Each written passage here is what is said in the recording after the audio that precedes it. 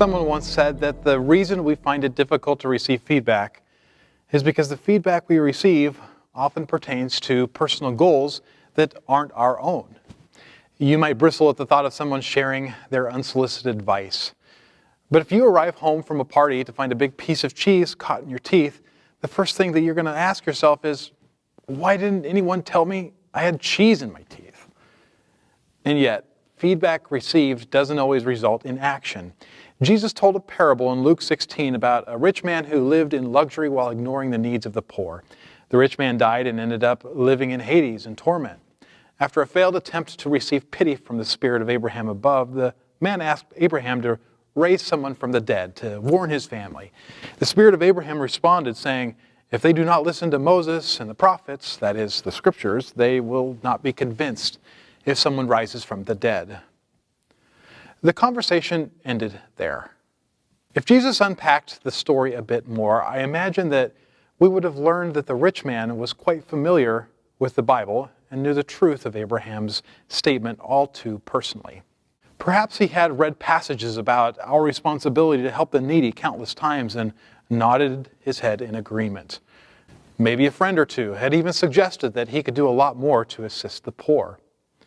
He had been given all the warning that he needed, but he had a persistent belief that everything was just going to work out for him anyways.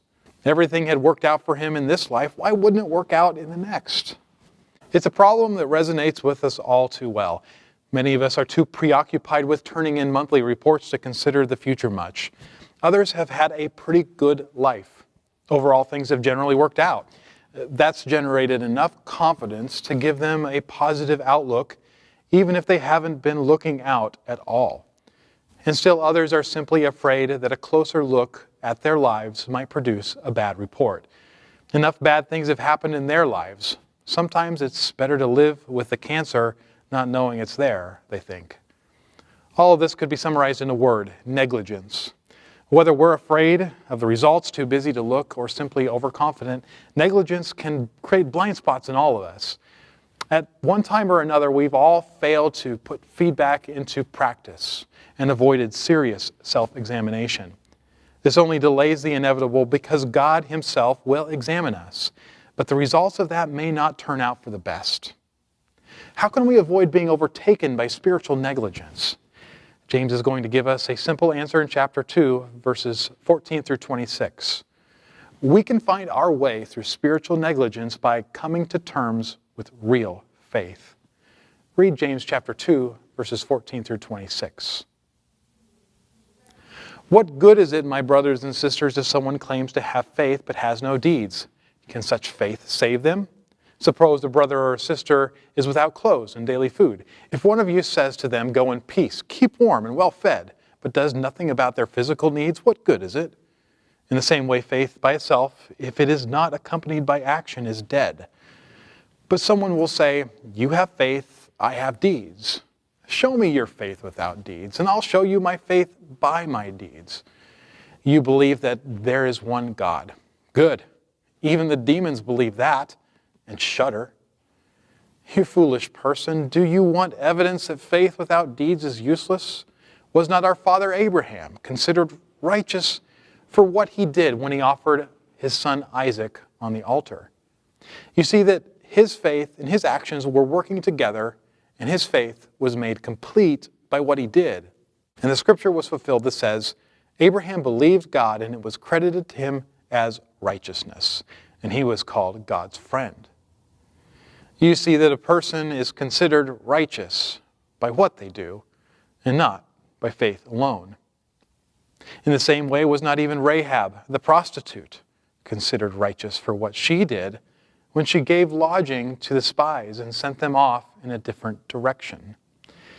As the body without the spirit is dead, so faith without deeds is dead. One of the most remarkable things about Jesus' message was its singular focus on faith. When the disciples said something foolish or did something terrible, Jesus never questioned their intelligence or abilities. He always questioned their faith. This stands in stark contrast to so many other religious movements that are chiefly characterized by religious practice and ritual. The disciples accepted what Jesus said about faith, and they begged Jesus to help them grow in this way. Jesus responded by telling them they only needed the faith the size of the smallest seed to accomplish the impossible. It was this message of faith that launched the first Christian communities. And it had an end in mind, personal transformation. Jesus believed that responding in faith to the message of God's kingdom was the key to making a person whole. But it's possible that James's readers had forgotten about that part of the message. You can hear the sarcasm in James's words. You believe that there is one God. Good. Even the demons believe that and shudder. Somehow these Christians had conveniently separated faith from action altogether. It had become all about the ideas and not about the doing. Fearing that his readers had made a shipwreck of their faith, James asks them to revisit the character and nature of true faith, the true, life-giving faith that Jesus shared with them. 4 vital principles arise from his discussion. First, real faith and deeds cannot exist without one another. In chapter 1, verse 18, James says, "But someone will say, 'You have faith, I have deeds.'" It's common in ancient letters like these for the writer to give a voice to a hypothetical opponent and then to address it. James does that here. But did you notice something strange? We might expect James's fictional opponent to say, "I have faith, you have deeds." Instead, the opponent is the one boasting about his deeds alone. James's point is simply this: both must coexist for either to be real. Your deeds done outside of faith are not genuine, and your faith expressed apart from works is not real either. James is doing more than inviting us to examine our deeds. He is not simply arguing that focusing on one against the other is a higher form of Christianity. He is inviting us to consider the whole package. Examine your faith, examine your deeds. They are inextricably linked. But real faith and deeds are different things. Our second principle is that under normal circumstances, real faith will always produce real works. It's never the other way around. It might be tempting for someone who is rattled by this passage to say, "I really need to start doing more good things." But in chapter 2, verses 22, James says, Abraham's faith was made complete by what he did. Genuine faith produces real obedience to God. It does not work the opposite way. Trying harder to be obedient to God without relying upon the power he supplies for us through faith will only produce a hollow, insincere religiosity.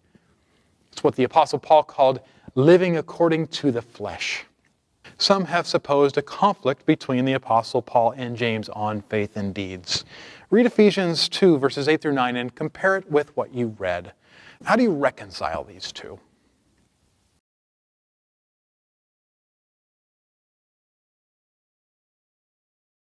In Ephesians 2, verses 8 through 9, the Apostle Paul says, "For it is by grace you have been saved through faith, and this is not from yourselves. It is a gift of God, not by works, so that no one may boast." But Paul goes on to clarify that statement in an important way in the next verse. "For we are God's handiwork, created in Christ Jesus to do good works, which God prepared in advance for us to do." Paul believed faith saved. But the goal of saving faith is to accomplish the good works God has given us to do. So while Paul would have said that only faith saves, it was only the deed-producing kind of faith that saved. James is saying the same thing, just in different words. The scope of these real deeds demonstrates just how powerful genuine faith is. When many of us hear about good deeds, it's natural to think of participating in some charity. Maybe for some of you that's running a marathon for a cause or writing a check to your favorite nonprofit. James certainly has things like that in mind. But James also includes acts of devotion to God like those of Abraham and Rahab, for which there was no universal command. The breadth of our obedience is summed up in a statement from James that we will revisit later. If anyone then knows the good they ought to do and doesn't do it, it's a sin for them. It's not just about avoiding the wrong. It's about submitting ourselves to all the good things God has prepared for us to do. Our third principle flows from the second. Since real faith produces real works, good deeds can prove the existence of genuine faith. James looks to the patriarch Abraham as a model for this. Citing Genesis 15:6, James writes that the scripture, which said, Abraham believed God and it was credited to him as righteousness, was fulfilled, and Abraham was justified 7 chapters later when he offered up Isaac. His faith, James says, was made complete by what he did. From James's point of view, God transformed Abraham after he believed God. He gave him a personal righteousness that he did not possess prior. But that righteousness would not be justified or validated until his character was put to the test. Jesus uses the term similarly. In Matthew 11:19, Jesus says, wisdom is proved right by her deeds. Many Christians have been troubled by James's claim here because the Apostle Paul seems to be reading Genesis 15:6 in a way that contradicts Romans 4. Paul says, we have been saying that Abraham's faith was credited to him as righteousness. Under what circumstances was it credited? Was it after he was circumcised, or was it before? It was not after, but before. In other words, Paul believed that Abraham was justified by God when Abraham expressed faith and not through some action afterward. Part of the reason for this is that Paul had a different justification in mind. James used justification to refer to a proof or demonstration of a claim. Paul used justification to refer to a declaration of innocence, regardless of actual guilt. These truths are not in conflict. They're compatible. When a person genuinely believes the message of truth, God forgives that person by the sacrifice of Jesus. That person is justified, given a right standing before God, even though they're not godly in actuality. But when a person believes that message, they are also inwardly changed. They are spiritually reborn. James calls this birth through the word of truth. And that birth, if genuine, will later be justified by the good life that comes from it. Our fourth principle is that real faith is capable of flipping a person's life entirely upside down. Did you notice the remarkable example that James leaves his readers with at the end of the passage? Some of you with a Bible background will recognize Rahab as a woman from Jericho who hid the Israelite spies sent to collect information against her own city. She recognized they were from God, and she acted on that. Some of you may also know that this woman, who was not a Jew by birth, made it into the genealogy of Jesus himself. She was a great-grandmother of the Savior. But James chose to highlight another surprising feature when describing her. It was Rahab the prostitute, whose genuine life-changing faith was justified when she put her own life on the line to protect some foreigners on a mission from God. You may well be considering your own life and your own deeds right now. Perhaps you are thinking that your life doesn't show much evidence of real faith. And maybe this has given you a cause for concern. The great news is that life-changing faith is for everyone. And no matter what your past is, no matter what evil you have done, and no matter what good you have failed to do, a genuine decision of faith can take your story and make it into something beautiful. So if your faith is in danger of being shipwrecked by negligence, it's no accident that you are spending some time with us in James today. Considering these truths could be your turning point. Real faith and deeds cannot exist without one another. Under normal circumstances, real faith will always produce real works. Good deeds can prove the existence of genuine faith, and real faith is capable of changing your life. In response to spiritual negligence, James charged his readers to reconsider what real faith is. But he has more to say on this subject in James chapter 1, verses 19 through 27. Spend some time reading that section of the letter and come to your group prepared with answers to the following questions.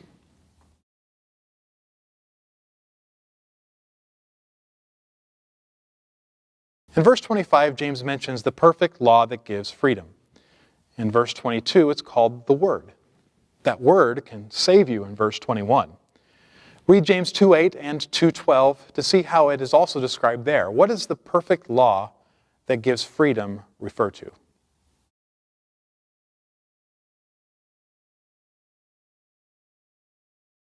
What does James mean when he says that the person who is happy in what they do looks intently into the perfect law of freedom and continues in it in verse 25?